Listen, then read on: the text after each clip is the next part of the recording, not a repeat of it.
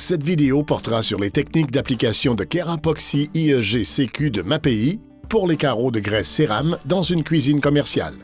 La trousse Kerapoxy IEG CQ comprend tous les composants énumérés ici. Elle peut produire jusqu'à 15,1 litres ou 4 gallons de coulis. Kerapoxy IEG CQ est composée d'une partie A constituée d'une résine, d'une partie B constituée d'un durcisseur et d'une partie C constituée d'un agrégat de quartz coloré. Les trois parties sont requises. S'assurer que les joints de coulis sont propres et que les 2/3 de la profondeur totale du joint sont exempts de ciment-colle selon la procédure d'application ANSI à 108.5 pour les époxys. Insérez un boudin d'expansion en mousse dans le joint de dilatation entre la plinthe murale et le sol selon les normes ANSI et TCNA. Cela permettra d'éviter que le joint ne soit rempli de coulis. Appliquez du ruban sur la partie du sol sur laquelle les travaux seront effectués. De cette façon, il sera possible de savoir quels joints de coulis sont propres. Il est important de ne pas mélanger des unités partielles de Kerapoxy IEG CQ. Pour éviter une potentielle réaction cutanée, portez un équipement de protection individuelle approprié. Tout d'abord, mélangez la partie A et la partie B dans un seau de mélange à l'aide d'un mélangeur à 300 tours par minute. Mélangez des unités entières à la fois. Lorsque la couleur est homogène, ajoutez lentement la partie C. Mélangez à fond jusqu'à l'obtention d'une couleur uniforme et homogène. Évitez de mélanger trop longtemps, car cela pourrait emprisonner de l'air et réduire la durée de vie du mélange. Une fois Kerapoxy IEG CQ complètement mélangé, il doit être appliqué dans un délai maximum d'1 heure, sinon il ne sera pas possible d'appliquer correctement le produit. Pour allonger le temps d'emploi par temps chaud, gardez les parties A et B sur de la glace pendant 15 minutes avant de les mélanger.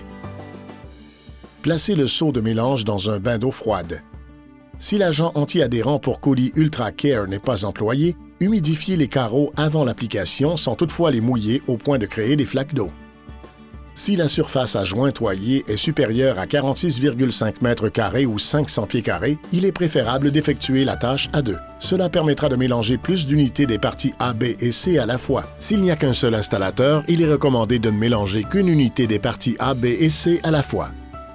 Dans le cas de carreaux typiques mesurant 150 par 150 par 12 mm ou 6 par 6 par 1/2 pouce, combinés à une largeur de joint de 6 mm ou 1/4 de pouce, la couverture pour une unité mélangée de Kerapoxy IEG CQ sera d'environ 3,72 m² ou 40 pieds carrés. Retirez le produit mélangé du contenant et le versez en un ruban ou le disposez en petits tas sur la surface du carrelage. Kerapoxy IEG CQ est un produit thermodurcissable. Il durcit donc plus rapidement dans un contenant ou en volume important.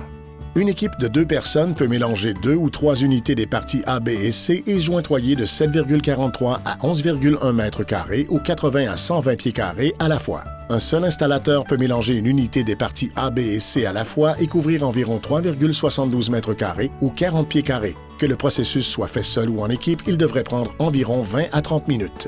Toujours utiliser l'aplanissoir dans un mouvement directionnel. Cela implique de tenir l'aplanissoir à un angle de 90 degrés par rapport au sol et de pousser le coulis à un angle de 45 degrés par rapport à la face des carreaux. Utilisez un aplanissoir en caoutchouc rigide pour époxy doté d'une arête vive afin de remplir complètement les joints de coulis en continu. S'assurer que le coulis est bien tassé dans tous les joints et que ces derniers sont exempts de vides et de trous. Remplir les joints avec la plus grande quantité de coulis possible.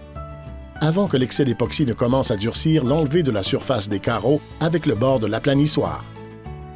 En tenant celui-ci à un angle de 90 degrés et en faisant glisser en diagonale à un angle de 45 degrés sur les joints. Les joints de coulis doivent paraître remplis et à ras-bord de la surface des carreaux. Pour le nettoyage initial, diluez chaque sachet de l'additif de nettoyage pour lavage initial de la trousse avec 7,57 litres ou 2 gallons d'eau propre. Répartir généreusement le mélange pour nettoyage sur la zone jointoyée et frotter avec un tampon à récurer en nylon blanc compris dans la trousse en effectuant des mouvements circulaires pour enlever le coulis de la surface des carreaux. Ensuite, retirez l'eau de lavage en passant une éponge de la trousse diagonalement par rapport au joint en retournant celle-ci sur son côté opposé après chaque passage. Rincez l'éponge après avoir utilisé les deux côtés pour un passage. Veillez à changer l'eau dans les seaux après avoir utilisé chaque unité pour le jointoiement. Ne pas laisser d'eau stagnante sur la surface des carreaux ou dans les joints, car cela pourrait former des résidus d'époxy ou une pellicule de coulis. Les genouillères et les orteils des chaussures peuvent appuyer sur les nouveaux joints, ce qui provoquerait le débordement et l'indentation du coulis. Malheureusement, les indentations n'apparaissent pas toujours tout de suite, car pendant le processus de nettoyage, elles se remplissent de résidus mous. Ces résidus mous se détachent une fois que le coulis durcit et soudain, une indentation apparaît. C'est pourquoi nous recommandons de toujours utiliser une planche à genoux ou même un couvercle en plastique pour seau de 18,9 litres ou 5 gallons afin de protéger les joints et d'éviter les indentations. Travaillez en section plus petite de 2,32 mètres carrés ou 25 pieds carrés pour nettoyer le coulis de la surface des carreaux avant qu'il ne sèche. Toujours utiliser de l'eau propre. Changez l'eau tous les 3,72 mètres carrés ou 40 pieds carrés. Enfin, veillez à ce que l'eau ne pénètre pas dans les joints de coulis non jointoyés. Si de l'eau pénètre dans les joints vides, utilisez un aspirateur d'atelier pour l'enlever. Attendre de 5 à 10 minutes après le nettoyage initial. Ensuite, commencez le nettoyage final du plancher. Diluez chaque sachet de l'additif de nettoyage pour lavage final de la trousse avec 7,57 litres ou 2 gallons d'eau propre. Répartir généreusement le mélange pour nettoyage sur la zone jointoyée et frotter avec un nouveau tampon à récurer en nylon blanc compris dans la trousse en effectuant des mouvements circulaires pour enlever les résidus de coulis. Utilisez une éponge propre comprise dans la trousse et la faire glisser en diagonale sur le plancher pour enlever toute pellicule ou tout résidu de coulis restant. Essuyez les carreaux à l'aide d'une serviette en microfibre ou en coton propre et humide dans un mouvement diagonal pour enlever tout excès d'eau. Encore une fois, ne pas laisser d'eau stagnante sur la surface des carreaux ou dans les joints de coulis pour éviter les résidus d'époxy et la formation d'une pellicule de coulis. L'ensemble du processus d'application de la trousse de Kerapoxy IEG CQ devrait prendre entre 45 minutes et 1 heure. Une fois la surface sèche et avant qu'elle ne soit couverte, s'assurer qu'il n'y a pas de pellicule de coulis ou d'imperfection. La résine époxyde adhérera à elle-même de sorte que la réparation sera relativement facile et se fondra dans le joint. En suivant les étapes détaillées précédemment, mélangez une trousse et appliquez le coulis à la truelle aux endroits nécessitant des réparations. Si du coulis est appliqué, nettoyez le plancher comme indiqué précédemment.